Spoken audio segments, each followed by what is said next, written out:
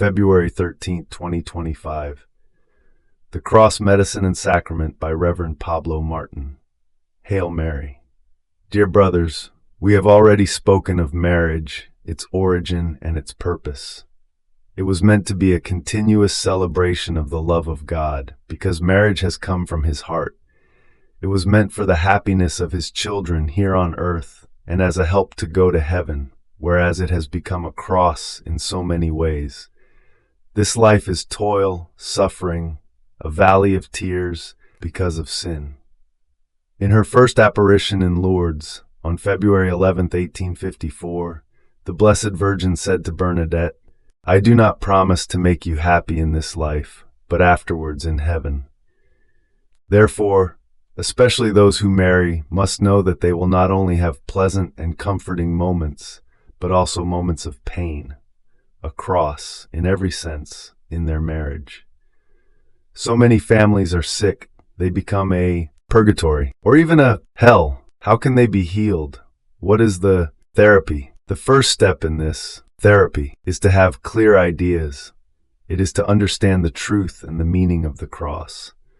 Above all, we were not created to suffer. It is repugnant to our nature. It would be absolutely impossible for that to come from the goodness and the love of God. Evil cannot come from good, just as falsehood cannot come from truth.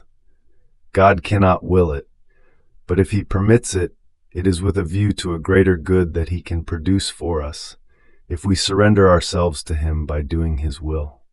Let us ask ourselves, let us ask Him, what purpose does that suffering or that concrete personal cross of each one of us have which He permits? Every suffering is due to something that has been imposed or that has been done against the will of God. It is always the result of a disorder, and all disorders in what God has created are due to sin, at least the first sin, whose consequences remain everywhere and which we experience. God created man for immortality. He made him in the image of His own nature. But death entered the world out of the envy of the devil, and those who belong to him experience it. Wisdom 2:23-24. The remedy has been redemption. God Himself, His second person, Jesus Christ, has taken upon Himself all the sins of the world and all the pain they have caused. A suffering, a cross without Christ does not save anyone. It remains an evil because He is the remedy, the solution. That is why we must know how to interpret tribulations according to Him, in the light of His word and His example. Jesus Christ has accomplished redemption, which is the transformation of evil into good, through His cross. The cross is not a misfortune, but rather it can be a great grace. In the Our Father we say, "But deliver us from evil." Not from the cross, which born with Jesus becomes love and frees us from evil. The cross, which is pain, is composed of two opposed, intersecting wills, like two beams, like the trunks of those two trees of the earthly paradise. The vertical one is the will of God. The horizontal, which says, "I do not want," is the will of man. And Jesus, who in His incarnation had united His divine will and His human will in a happy nuptial, has assumed in Himself all creatures in order to bring them together to God.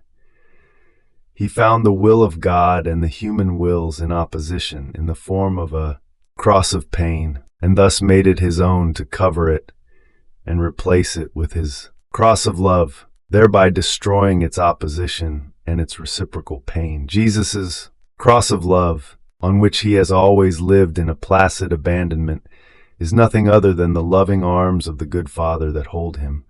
It is His sweetest and immense will, which for Jesus is the nourishment, the rest, the life. He said, "Whoever wishes to come after me must deny himself, take up his daily cross, and follow me. Whoever wishes to save his own life will lose it, but whoever loses his life for my sake will save it." Luke 9:23, which means, do not consider yourself, do not think of yourself, lose your own life, lose it above all else, Embrace the will of the Father and allow yourself to be embraced by Him, and look to me to do as I do. When we suffer, it is not possible not to feel it, but more than ever it is advisable to think of Him, to look to Him, to surrender everything to Him, our life.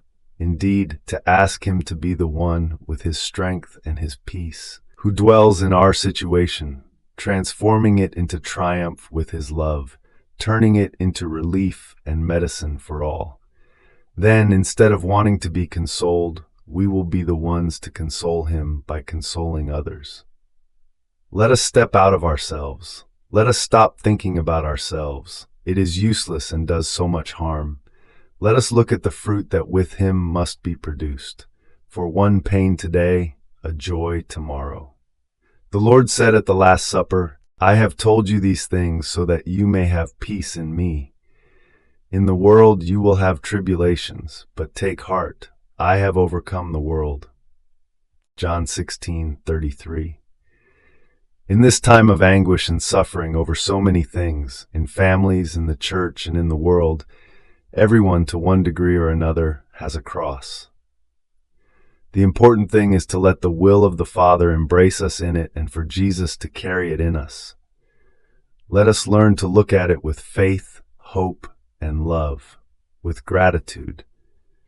It will not be taken away from us immediately, but it will be transformed and will transform us. And through the words of Saint Paul, he tells us that he will not allow us to be tempted or tested beyond our strength, but that he will give us the grace necessary to overcome it.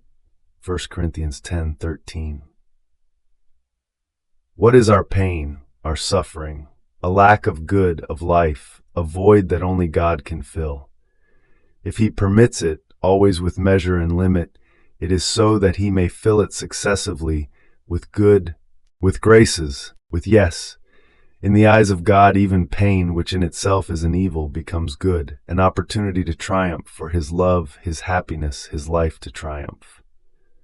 Therefore, with Jesus the cross, letting ourselves be embraced by the will of the Father, so often can cause suffering, but it does not make one unhappy.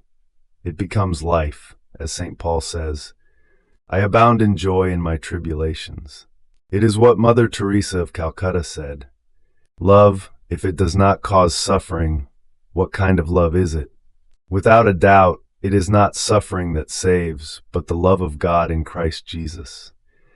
It is not the cross that has sanctified Jesus Christ, but He is the one who has sanctified the cross and made it the source of all regained good. One must not confuse suffering with the cross. For Jesus, the cross is to embrace the will of the Father, to allow oneself to be embraced by it, and then its yoke is soft and its burden is light. Then it is no longer he who carries the cross, but the cross is the one that carries him in its arms and gives him strength and life. It does not take it away from him. In short, a cross without Christ is a pagan cross. It is only pain and bitterness which saves no one. Whereas with Christ, and therefore with His love and His will, which is the will of the Father, salvation, life, communion with God is achieved. That is why St. Paul says, and with him all the saints, I have been crucified with Christ, and it is no longer I who live, but Christ lives in me.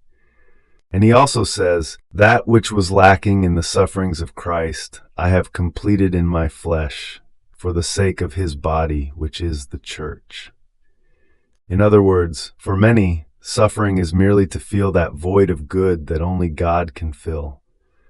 A suffering that can purify one's life and repair the damage caused by sin. While for others it is to participate with Jesus, at least a little, in His mission as Redeemer, as Restorer for the sake of others. For His body, which is the church. Thus Jesus, while He would have even wanted to empty hell and spare us all suffering, such as His love, on the other hand, that same love leads Him to want to share His love and His suffering with those who are more closely united to Him, for whom voluntary suffering is a matter of love. Suffering, if we wish lived with Jesus, turns out to be an extremely effective special sacrament. I now speak to you about the book by Luisa Picareta, The Hours of the Passion, which you already know. They are a clock to closely follow Jesus throughout the 24 hours of his passion, to unite us with him, to clothe ourselves with him, to copy in ourselves his thoughts, his intentions, his prayers, his reparations, his sorrows, and his love, to glorify and satisfy the Father with him, to save and sanctify ourselves and our brothers, to obtain the fulfillment and triumph of his kingdom. The passion of the Lord, with which he has redeemed us, was essentially narrated by the evangelists in their Gospels. It was later recounted by various saints and mystics, some of whom had extraordinary visions and described many details. For example, the Blessed Anna Caterina Emmerich or the Italian Maria Valtorta. They are moving, impressive scenes, but they are seen from the outside by passive spectators, whereas Luisa lives her passion with Jesus and sees it from within, accompanying him every moment and actively participating in all his sorrows, intentions, reparations, and prayers to the Father in his passion. Therefore, this book is a school of love, of holiness, and of union with Jesus Christ our Redeemer, and united with him with the will of the Father. The purpose of this book is not so much to recount the passion, but to make us take possession of everything that Jesus has lived, so that he may continue living it now through us, at least in our intention, that is, with our will united to his, identified with his. This book serves to lead us toward the purpose of all of God's project. After the passion, Jesus Christ rose. After redemption, his kingdom must come, as we have invoked for 2,000 years. That is, that divine will may be done on earth as it is in heaven, that it may be divine life for the children of God. For this reason, this book paves the way for all the other writings on divine will, in particular to the 36 volumes titled by our Lord, Book of Heaven. The creature is not absolutely capable of understanding the divine pain that has been caused by sin, nor can it imagine to what extent God has loved us and loves us, to what extent he has taken us seriously, almost, let us say, conditioning to such an extreme the relationships of love and life that form the unity of the divine persons. Thus God has bound himself to us, thus he has bound us to him, to the point of preferring us to himself. He has valued us as much as he values himself, because he has made an image of himself out of each one of us, another self. These tremendous pages should help us to understand the enormity of sin and the infinite love of God. Our sin has been capable of making God feel as if the unity of the three divine persons had been broken, the Father separated from the Son, and as if a wedge of pain had broken the hypostatic union of the humanity and the divinity of the Son. Jesus felt as if he had been abandoned, separated from the Father, when he presented himself to him as the Lamb of God, responsible for all the sin of the world. For God it has been as painful as his love is great. God is infinite happiness, and in his divine nature, not being able to experience the pain of rejected love, his love, not his being, felt the need to experience it. For this reason the Son took on a human nature in which he gathered all the sin of the world and all the pain it produced, to destroy it in himself and thus give us back all the happiness that man had lost through sin. Our fidelity, denied to God, Jesus Christ has substituted for us. Here I am, O Father, I come to do your will. He who has sent me is with me and has not left me alone, for I always do what he desires. Our works, separated and contrary to the will of the Father, are what have formed the passion. He who did not know sin, God treated him as sin for us, so that we might become the righteousness of God through him. 2 Corinthians 5:21. We must accompany Jesus, if possible every day, with the reading of this book, the hours of the Passion. But let us realize that the passion of Jesus and his life coincide from his incarnation and are explained only by his love, which has bound to his humanity every act of existence of every human being, of all humanity. This book is not merely reading, it is not merely prayer, it is to be our transformation.